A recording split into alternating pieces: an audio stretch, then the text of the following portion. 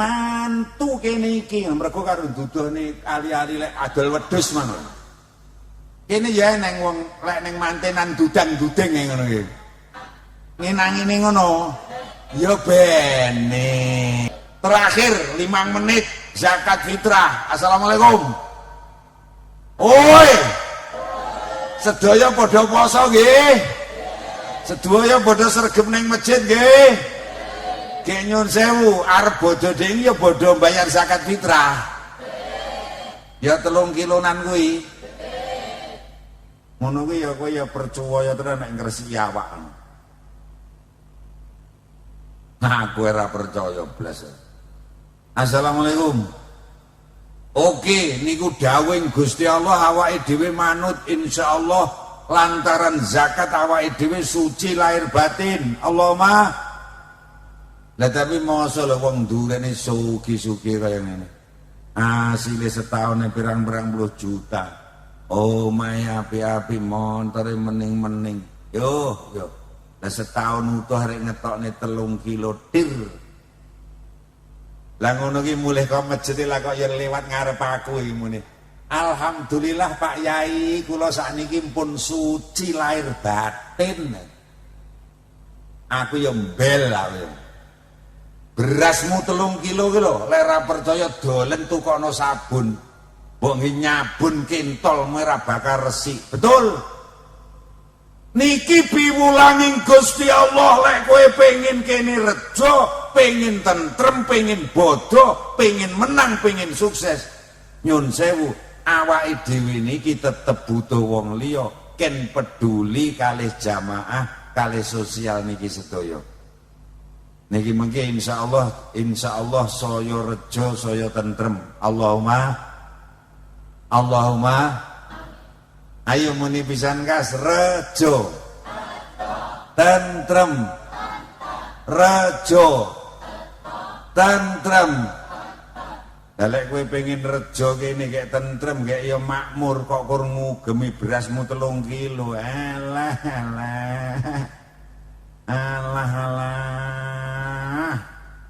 Nggih mboten. Lah napa iki mula nyuwun sewu niki ajaran zakat piwulang zakat niki unine namung ngeten. Nggo sedaya mawon insyaallah lek kur lara ukur-ukur mumet vertigo runtek nemen jantung rung stadium 3 bar pengajian Yai Kasanun insyaallah sedaya sehat. Allahumma iki piwulang zakat balura sedaya tiyang niku sae. Nggo pisan gas sedaya tiyang pisan gas nomor kali sedaya tiyang niku penting. Ayo percaya ora lek kabeh wong niku sae. Lek sampeyan urung nganggep wong tangga teparo, urung nganggep wong liya niku wong apik, niku wong penting. Kowe angel menang, kowe angel sukses, kowe angel sehat, kowe angel mulya, kowe angel rejo, kowe angel tentrem. Mula nggo kalal bialal niki sedaya mawon baiat sumpah dilebokne nggone ati bilih sedaya tiyang niku sedaya tiyang niku nomor kali sedaya tiyang niku pan. Ora percaya tak buktekne lho ngawi dosen kok masa ngawur apa. Masa to iki wong kabeh wong sak nduren ki apik. Lek enten wong ora apik niku sing ora apik iki sok-sok utek atine awake dhewe. Betul? Betul? Janji cetok wong kur elek, kleru, ndang matek kowe. Assalamualaikum. Dadan kula nyuwun pirsa ten pengajian ngeten iki rawuh riyin teko sik gek manggon ngarep salah apa bener? Leres ngono ki wong elek apa wong apik? Tiang sae nggih. Lek wong sing atine ora apik ya malah ngomel. Layak to mangkat sore lungguh ngarep bayar pamer kerudung lek ngono. Oh, kowe lek ngono caramu mumet dul kowe. Assalamualaikum. Assalamualaikum. arep riyaya dengi lho gek yo ndek dhuwit dasare gek butuh dolan rono rene gek dadak tuku montor anyar salah apa bener wong elek apa wong apik lha nyapa kaya gelo yo arep bodho dadak arep pamer mandak wesi ra milik lah kae jagange kok mut. Assalamualaikum saya mawon. Assalamualaikum. Bodho niki reneng gunane lek awake dhewe ora nganggep wong liya sae, ora nganggep tiyang sanes niku tiyang penting. Pisankah sedaya tiyang niku sae, kok? Sedaya tiyang niku penting. Pun dawuh Kanjeng Nabi rasa tak waos ning ndi. Assalamualaikum. Ngamalke bodho mawon nyun sewu lek cara wong Gebang piantun duren mriki dulur-dulur kula wong sepuh-sepuh ngoten niku nyun sewu termasuk Pak Yai utawa wong sing disepuhne penting napa mboten? Pisankah wong sepuh-sepuh utawa wong sing disepuhne termasuk Pak Yai penting napa mboten? Tenan nggih? Lahir batin nggih? Gek niku nggih tiyang sae. Aku arep kok bodho iki ya bodho sejarah nyanggone wong sepuh-sepuh ngoten. Tenane. Bodho moro sejarah ngoten. Estu nggih. Nek ya nggo gawan.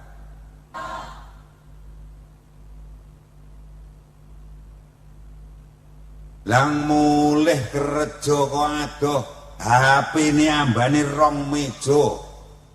Gelange sampai tangane tengkleh-sengkleh ali-aline driji 10 ra ketok kabeh kalunge ngantek teko ndengkul lah mosok jerene wong tuwa ki wong penting setahun pisan dolan ning gone padi ning gone Mbah Kakung ning gone wong tuwek lah kok belas ndak nggawa apa belas ya kaya kelakuanmu lho ngono. Assalamualaikum.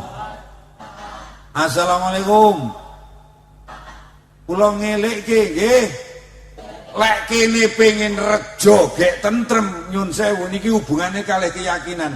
Lek ning lingkungan Duren, lek ning lingkungan Gebang, jek enten wong sepuh-sepuh, jek enten kiai yang disepuhkan sedaya mawon wajib diajeni, wajib dimulyake. Insyaallah negaramu, lingkunganmu, desamu dadi desa sing rejo makmur ning tetep tentrem. Allahumma ya patut-patute sing rada sugih-sugih iki lek ning nggone wong sepuh iki lek riyaya iki ya nggawa ta yuyu. Nggih padha nggawa. Ya ora gedang-gedang setengah lirang. Mugi-mugi kula dongake berkah. Lah saiki lho bodho iki ya witan nyanggone wong sepuh yo serangga apa-apa ke anak 6 iki dijak kabeh. Alasane iki njaluk donga ngono jarene. Taek aku ngono. Kayak ngono ki sing rada nom-nom saiki politik arep bodoke anake ditukokne tas cilik sing eneng cangklongane kae. Masamu aku ora paham ngono ki. Neng sing grugene arek malah ditulisi kotak amal.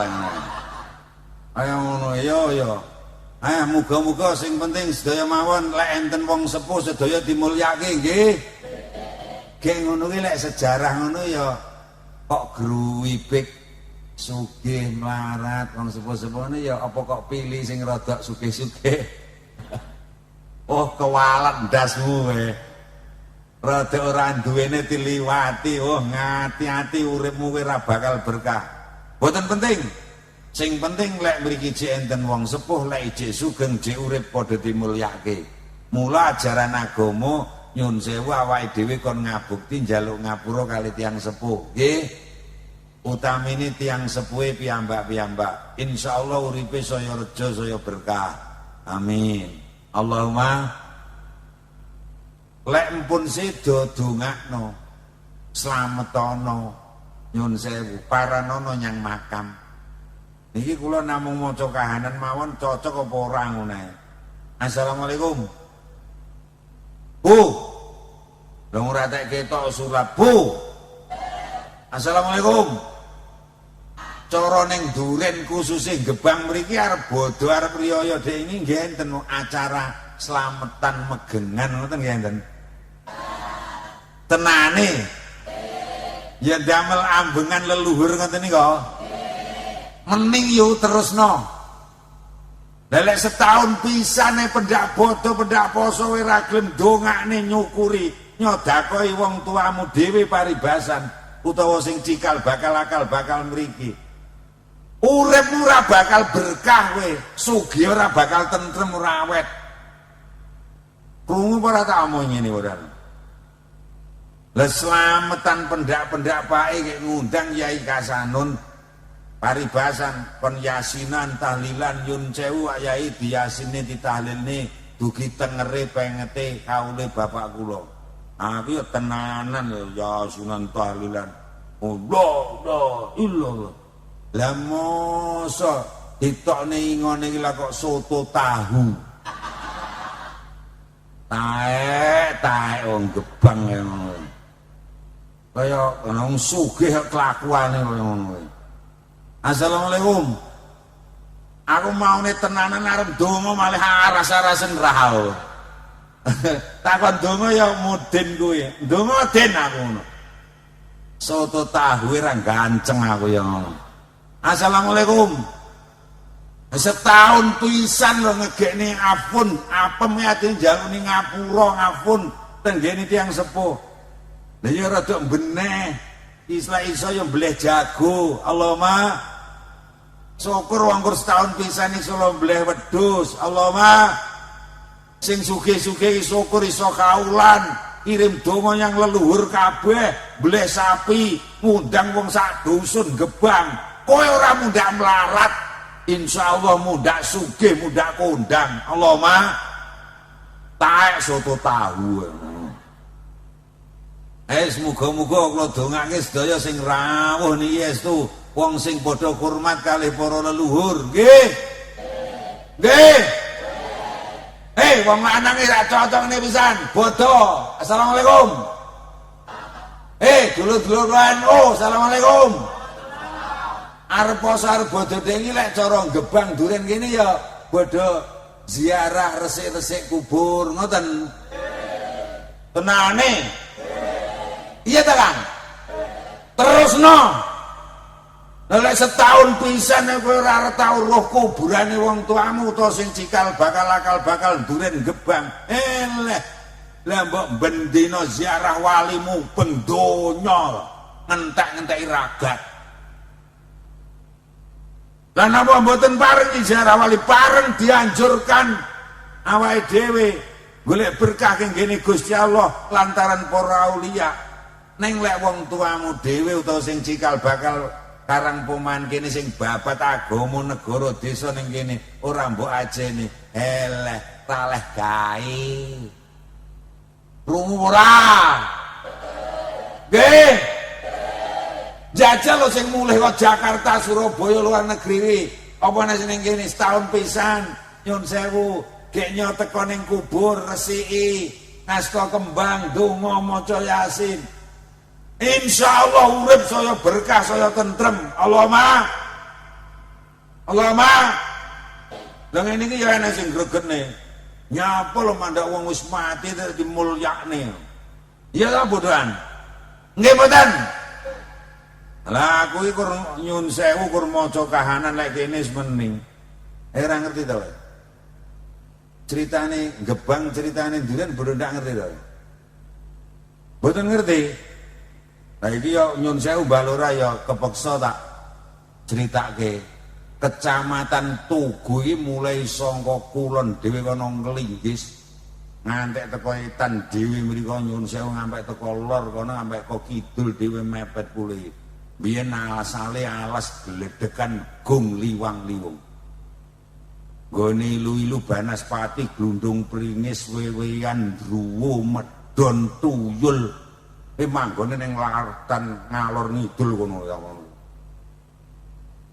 Andar ya wis ora percaya mulih sik dekep drondasmu ngono ta. Assalamualaikum. Nyun sewu lho Mbak Lurah.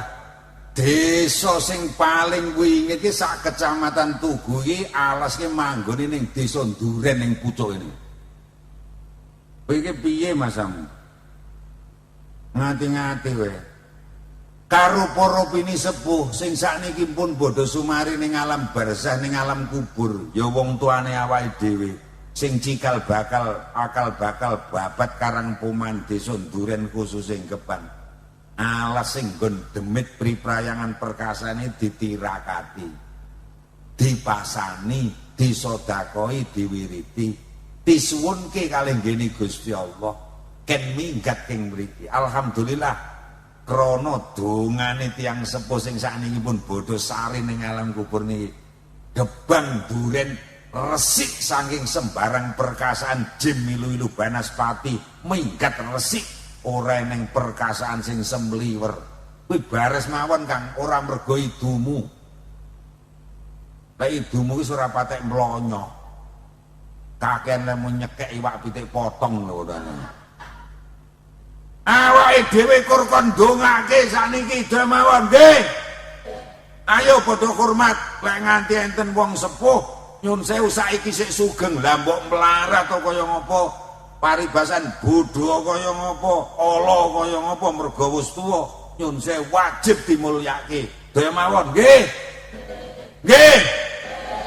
Aja gledisan aja sembrono karo wong tuwa terutama wong tuane dhewe. Insyaallah kuwi bodho menang. Allahumma pisan kas rejo tentrem. Insyaallah ler ora ning longsor ora ning napa-napa insyaallah selamat. Allahumma muga-muga menang donya wilujeng akhirat. Rejo ayo. Rejo tentrem. Siji mulyani wong sepuh. Daya mawon nggih. Nomor loro arep teko, tangga ki penting ora?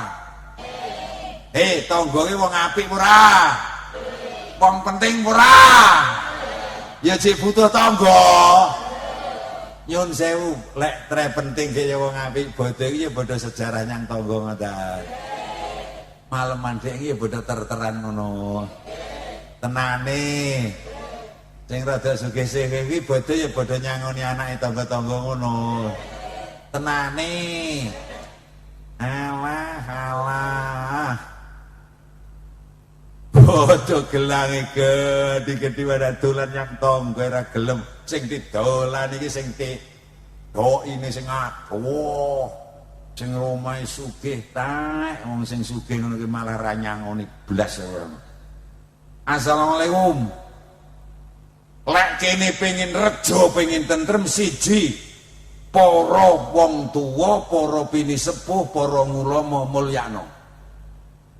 Mbuh sik sugeng, mbuh pun sedo. Nomor loro, lek trek kene pengin rejo, pengin tentrem, sedaya mawon sae mulyani tangga teparo nggih. Pisan kas tangga ki penting ora? Nalika lair sing jagong. Ayo muni tanggane kek mulih. Nalika lair sing jagong tangga ngono. Nalika lair sing jagong dadi cah cilik ngrusui wayah sunatan sing rewang wayah dadi manten sing remek mati jam 2 bengi sing mendem lende roti jamuran ngeno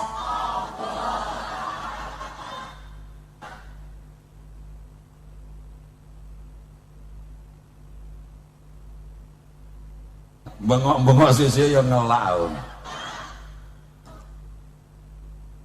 Allahumma sholli ala Muhammad.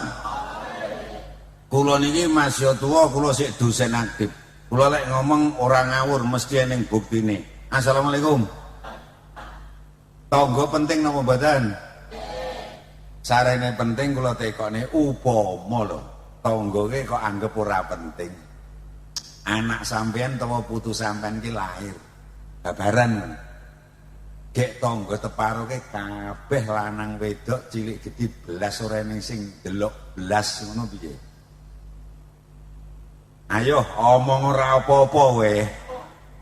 Brebes mili nggih mboten? Iya ora? Gek dosaku ke apa? Alah gerayah-gerayah padahal ya wong sugih, wong ora kurang apa-apa. Nggih mboten? Beras yo eneng, lengo eneng, gula eneng, sembarang eneng. Ning bayangno, pomo anakmu lahir utawa putumu lahir, gek tangga teparoke belas rene sing delok ngono. Kaya ngeten iki lho bodohe padha digenahke. Nggih. Oi. Wong sugih ya penting, kurang sugih ya tangga pinter ya penting, kurang pinter ya Gus mawon, nggih. Oi. Nalika lahir sing grubung tong. Gek nyun sewu wong omah kula ora mriki. Mriki niki cara oleh mantu gek ya mantenan mantu ngoten nyun sewu. Nggih tasih wonten acara masyarakat nyun sewu mantu sokong-sokongan becekan ngoten niku. Apa malah dadi? Iya. Gek iki akeh ketumpangan mudan. Bares mawon wong mantu ki lek cara nduren gebang kene iki syukuran apa mlotot tangga. Padha krasa to? Gek nyun sewu, nyun ngapunten sepindah malih nyun ngapunten. Mriki niki lek enten tanggane mantu ngoten, tangga teparo ya bodho diaturi kon rewang ngoten niku. Ngantek pirang-pirang dina Kuwesel lho. Gek dijak besan barang ngono kae. Yo ngiring manten barang. Ragat no lek ngono. Nyun sewu mandak kur marai kesel lek gek kur marai ragat Upama tanggamu mantu rejan-rejan gek kowe ndak dijak ndak diaturi ngono piye? Ngendat ning sor teplukan. Nggih mboten? Lek kene pengin rejo gek tentrem ayo padha ngurmat kalih tangga. Nggih. Nggih. Wis tak gleneh krasa ya karemu ya karemu. Assalamualaikum. Gek wong sak Gebang ini kabeh wonge ya sugih-sugih ngoten. Bel. Sak Gebang ini sing sugih paling akeh wong 3, wong 5. Nggih mboten? Sing akeh-akeh rak ya umum kaya awake dhewe ngeten iki nggih. Nyun sewu, gek sak Gebang ini nyun sewu, Bu. Wonge kabeh ya ayu-ayu ngono. Tak. Sak lingkungan ki sing ayu ki wong 4, akeh wong 6. Cak kami tuan, lek kabeh ayu, alah ora mlaku, tak buktekne. Assalamualaikum. Assalamualaikum. Nyun sewu, aku ya omahku ra kene ya nyun nulis. Lek eneng wong Gebang mriki lho, Bu. Enten wong putri ki wonge jek ayu. Gek bojone wong sugih, wong kondang. Gek wong iki lek disawang ya penak ngono. Ngono ki lek tanggane mantune ken rewang adang ten wingking ngoten nggih. Boten tenane. Lah kon rewang apa? Primatamu ning ngarep ngono kae. Muwejeng karo dudang-duding ngono kae. Yo. Arek persis Bunyai Kasanun. Walah ora Bunyai Kasanun wonge dasare yo ayu. Pol. Dasare bojone wong sugih. Ora eneng wong mantu sak desa nggon aku Bunyai nyun tulung kula ajeng mantu jenengan kula aturi ken riwang isah-isah. Ora eneng kabeh njaluk penerima tamu ning ngarep dhewe nomor 1. Cara nggen kula niku nyun sewu mantenan niku jam 2 awan. Ngono kuwi jam 10, jam 2 kurang 10 ki lagi teko kalih kula. Lah mosok arep penerima tamu jam 2. Jam 8 esuk kere wis mulai macak. Wong kene ya eneng. Ya bene. Assalamualaikum. Lah wis tak critani sisan, arep nyang mantenan iki lho macahe lah. Lah kok arep budal iki kalunge iki gedine sak mik iki lho. Tenan gedine sak cagak tirep lho. Dawane jan ngantek teko ngudel ae ta ngono. Ana nyapa wong sugih sak sirku rene. Assalamualaikum. Neng piye Mas yo kalung gedhe gek dawa wong bojo kiai, bae jilbabe teko dengkul. Lah mos arep nyang mantenan iki lakoti silakne ngene. Wong kene yo eneng. Yo bene. Kowe ta kowe janji yo ben, kowe kabeh ki eneng karek moce. Kowe ra tembung, Pak. Pak. Yo bene. Entah sedaya mawon insyaallah krana ngene iki ya iso dadi reja lho yo. Nggih to? Wis tak omongi mangkat nyang mantenan iki jam 2 kurang seprapat ae. Aku mlaku ning ngarep. Bauti awake dhewe sepuh. Ben disawang anak putunge patut lek mlaku sing jejeg aku. Dasare aku yo sehat, lakuku jejeg, jasku anyar larang, dasare BC aku 2 juta. Upama nyun sewu, ayo tenang. Lah mosok mangkat nyang mantenan tak warai mangkate mlaku ki jejeg. Lah mangkat nyang mantenan mlaku ki bunyai kasane rek miring ngene. Abot sehel. Lah piye wong gelang 29 ki tinggi kabeh. Assalamualaikum. Wong gebang kene ya eneng. Sing lek mlaku miring-miring iki ya neng. Ya bene. Wis ta ya bene insyaallah ya rejo gek tentrem pokok ben daya mawon nggih. Nyun sewu, lah teko mantenan iki lho. Kaget. Bae iki kursi iki kurang manten kurang 15 menit teko kowe. Lah kok kursi iki wis ditata ricik larik-larik mening. Jenenge seneke dadi tumpukan mening. Piring mangkoke wis diisi kabeh, sego wis diisi kabeh, dawet siap kabeh karek ngidangke. Lah wong wedok iki ya ora iso ngempet wae. Lah kok dadak dek iki dadak muni-muni teko wis teko jam 2 kurang seprapat men dadak muni-muni. Mantu kene iki mergo karo duduhne ali-ali lek adol wedhus ngono. Kene ya neng wong lek ning mantenan dudang-dudeng ngono iki. Ngenangine ngono ya bene. Lah daya ta wong sak gebang sak duren ki ora ndek kalung ora ndek gelang. Gek wong iki buluk-buluk kabeh. Lah sing arep nampa tamu sapa? Nggih mboten? Lah ngono kuwi sing dibutuhne kur wong titik mulakno nyun sewu Bu. Sing rada buluk-buluk lek manten teko aja nonyol-nonyol nyang ngarep.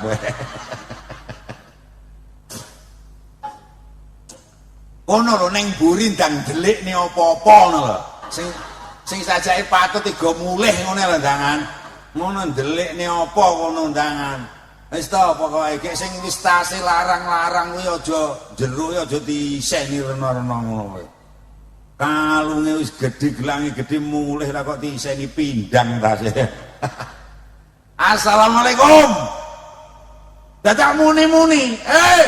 Bah mantu kaya ngene rijike meningi rejo tentrem kaya ngene iki lek ra tak tata ra tak atur ora tak pimpin ora dadi biasa wong sugih unine ra ngono kuwi aku tak getak bojo kleru muni kula ya tak getak ning aku kan Kiai Wicaksana Pol aku nyun sewu lho Mbah Lurah lek getak bojo ning ngarepe wong akeh aja ngantek krungu wong liya.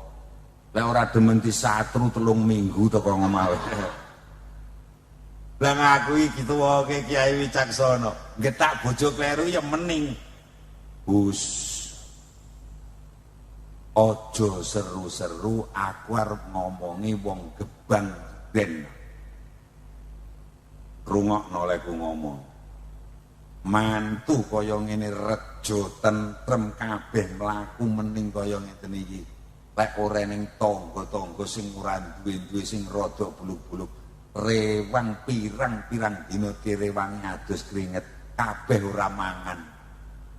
Betul? Bayangno kula tak tekoni, lek kabeh wong kaya Bunyai Kasanun paribasan. Tekone iki manten kurang 10 menit, kira-kira mantenan teko ora? Mantenane sida ora kira-kira? Lah mantene pengiringe manten arep kok pakan apa? Tangga sing mempeng-mempeng ate sok ngadeki ngene niku nyun sewu. Wong ora duwe-duwe wong buruk-buruk. Ternyata tangga kuwi luweh betul. Mulane kowe kok bodoh iki sejarah kok pilih sing sugih-sugih, kualat dasmu kowe. Assalamualaikum. Daya mawon nggih. Oi. Mula ya lek ene sing ngangge gelang rada gedhi, ki rada pamer ya, Be. Lah lek arep tampil kapan wong awake dhewe ora tau syuting. Nggih mboten. Ya beni kula dongake sedaya kalunge gelange gedhi-gedhi kabeh. Aja karo manamin sing pinter ngempet. Ngono lho bodohan nggih. Insyaallah berkah Allahumma. Kur tak nggih contoh nyun sewu. Bapak-bapak sing enten ngajeng Mbah Lurah, Pak LPMD. Lek enten tiyang sedo ninggal ngoten Mbah Lurah kene nuduk kuburan. Itu. Mboten padha karo Kiai Kasanun. Ora ning wong sak desa nggon aku mati kok ene wong perintah. Nyi, jenengan ten makam, duduk makam. Lah kene wong mulya dol-dol. Sing duduk kuburan iki sing rada mendu-mendu mburi kae to. Nggih mboten? Mula kok sampeyan wong sugih-sugih wong mulya-mulya nyepelekni tanggamu sing okol-okol ora patek duwe gek goblok-goblok. Ngati-ngati. Lek mati ra kependem dasmu lho.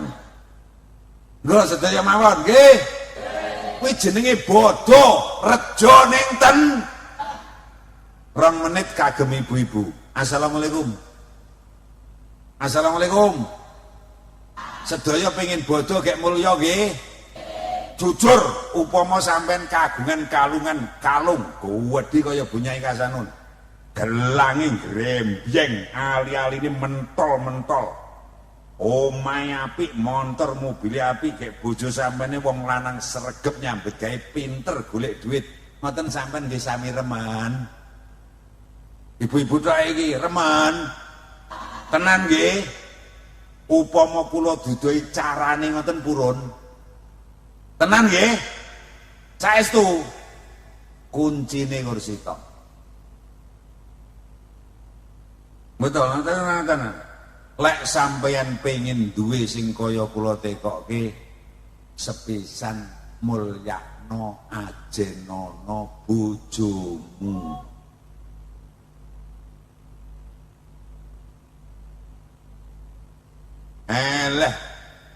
Assalamualaikum.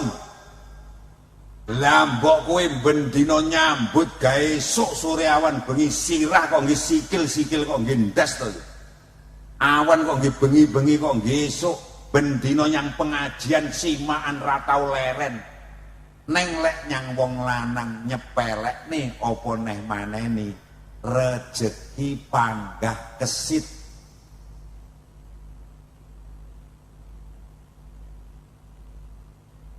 Karepmu ngono ya. Mula lantaran riyaya niki kula nyuwun tulung ibu-ibu garwane diopeni sing sae nggih. Namung meling sitok mawon aja kok paidoe ya yu. Aja kok gremenge ya. Aja kok getaki mawon nggih. Insyaallah rezekimu kuthuk murah barokah. Anggen-anggenmu insyaallah sae-sae gek kathah. Allahumma. Lah ya ini kok matur ngoten. Lah aku kan yo duwe ngono kuwi ning omah. Aku kombang wong ngono kuwi yo duwe ning omah. Lah sok-sok kru kleru gua utus ya sewengi utuh ora meneng.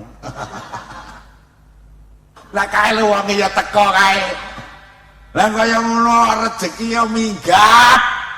Ayo kula dongake sedaya cukup turah kepara barokah sedaya. Allahumma Allahumma wis to wong wedok ki lha wani ini karo wong lanang iki bodho iki kur bodho sedina ngono iki ya bodho njaluk ngapura salaman kalih bapak ingetan tenan to persis Bunyai Kasanul ngarep dhewe bojo burine anak lanang kula anak lanang papat jejer burine anak mantu papat burine putu jejer eleh kene pimpinan dolar ya bar kok masjid ayo ngene iki tenang lah kok ujug Bunyai Kasanul letre bojo wong salihah tenan ya ujug-ujuge bar mangane lah kok ning ngarep dhewe mak peroke ngambung dengkulku ngeremet tanganku kum nyang aku ngono lek mbiyen Mas kum tuwun ngapura aku ya mbaten ngene iki mbok bendina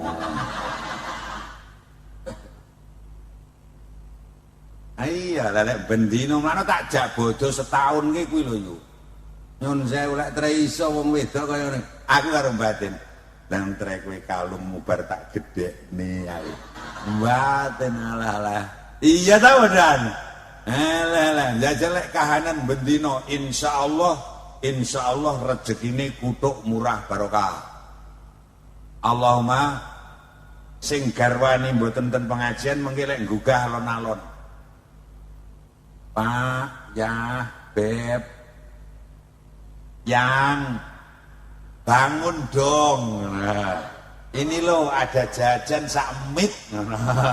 Ngono keng pengajian. Wong lanange tangi ya semangat ya penak. Lah sosok, weh bar kok pengajian merasa oleh ilmu, merasa oleh suci nyepelek nih bojo. Bojo ra nyang pengajian ki ora kok wong ora saleh, Dul. Pergo wawan wawu kesel nyambut gawe sesuk ndang mangkat gek karo tunggu omah ya to. Nggih to? Kuwi wong saleh lek gugah ya sing penak, ora kok teko-teko ujug-ujug disuwi impar tangi batang ngono. Ya ngono kuwi marai rezeki minggat ya. Lah kalau wong ya teko sing gawe ngono kuwi. Muga mawon bodho ayo bodho setahun kahanan sing reja gek tentrem nggih. Telas wong lanang sak menit. Assalamualaikum. Wong wedok wis ora tanggep ora eneng. Kupinge ditutupi. Arep ngomong rahasia pol ya. Karo tak golekne walesan. Hei, bolok wong lanang, assalamualaikum. Enten dawuh niku ngeten, Kung. Bismillahirrahmanirrahim. Man sapane wong ahana aistakhofa ngremehake sapa wong. Bi ahli kelawan keluargane khosira mongko rugi sapa wong tibal aisi ing mekoleh apike penake wong urip ning alam donya wal maisyati lan golek ekonomi duit pengupa jiwa. Boleh wong lanang assalamualaikum. Wis pokoke wong lanang assalamualaikum. Lek sampean wong ini hasil penelitian Balura wong lanang iki kepinginane kurenten loro. Siji kuwi lek wong lanang tenan, siji pinter golek duit. Pinter nyambut gawe, pinter golek duit, nomor loro pengen uripe kepenak. Lek sampeyan pengen uripe penak, gek gampang lemu golek kerjan, golek duit, tekan tuwe awet sehat, rezekimu panggah lantur tekan sepuh, gek uripmu penak. Kuncine kursi tok. Ojo nyepelekne karo nglarani bojo. Wis kowe ora usah dawa. Wis iling-ilingan kowe. Alah kaya pitik roh telek. Assalamualaikum. Alah wong lanang arep ngaku warok Ponorogo brengosmu sak kelut sisih to, Bang. Jenggotmu kena kok nyencang celeng paribrasan. Pondangmu jagat kidul jagat lor, ngilmumu sundul langit, pangkatmu sundul bulan, donyamu separone desa duren tek. Wong lanang iki lek wis radio beni bojo keplek. Kaya manuk drekuku brondol lho. Mula lek tre sampean pengin uripe kepenak, garwane diajeni sedaya mawon gek iki rahasia. Mumpung wong wedok ora eneng. Tak omong ini ilmu, Pak, betul-betul ilmu. Nyun sewu. Nyun sewu Mbah Lurah. Wong wedok iki bojo ngono iki, diapiki saithik ngene. Sembarang kalire dinyehne. Betul. Neng lek kok larani saitik ngantek tekan bongkor ora bakal lali. Dadi ngantek wis pikun lek tau kok larani kuwi ngomel lek wong wedok. Mula lek pengen penak sedaya mawon gek keluargane nyun sewu gampang lemu golek duit, gampang lemu kerja, bojomu mulyakno. Wis saiki tak bukteni wong lanang. Assalamualaikum. Teksine wong wedok niki sedaya bae cek ning kene. Assalamualaikum. Bares mawon bojo sampean ben sak wulunge rabi sampean iki bodho gablek apa?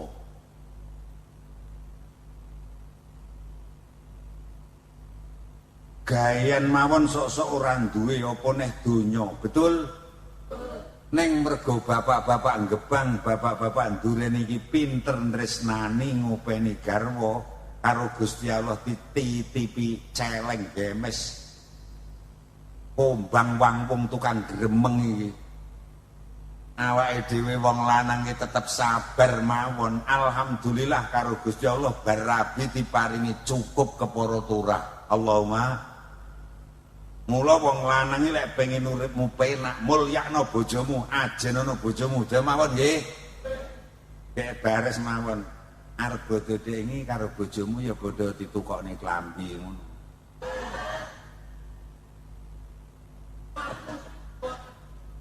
Kek ya dipikir gawane, dipikir jamune ngoten karo bojone.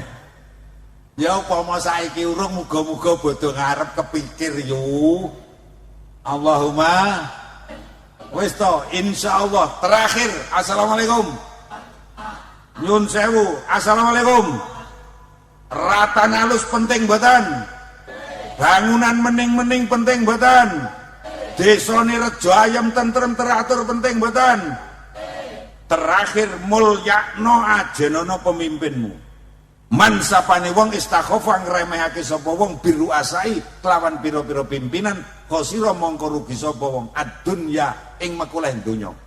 Lek kene pengin dadi desa sing selatur nyun sewu sinten mawon sing mimpin niku wajib dimulyake skala internasional. Donya iki jenenge pemimpin lek ning Quran ratu, lek ning Indonesia presiden Pak Prabowo. Kuwi wajib dimulyani, wajib ditaati dhewe mawon nggih. Ora taati biye direndasmu. Assalamualaikum. Ngisore Pak Prabowo presiden enten guber. Ngisore gubernur Bupati, ngisore bupati Pak Ca, ngisore camat Pak Lu, ngisore Pak Lurah Pak Kami, ngisore kami tua RT iki padha karo Prabowo to.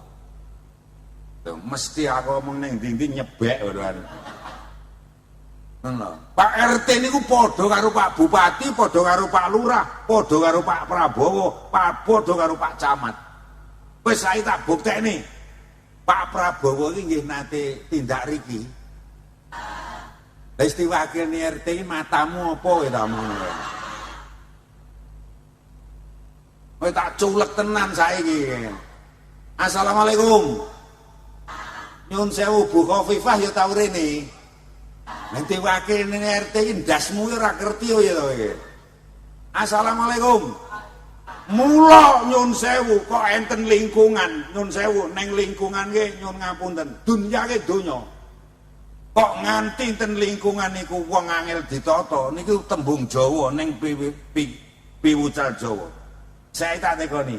Neng lingkungan jenengan niku nggih enten wong ki sing salah bener apik elek butuhe kur njrengkel ge angel ditata ngoten nggih enten.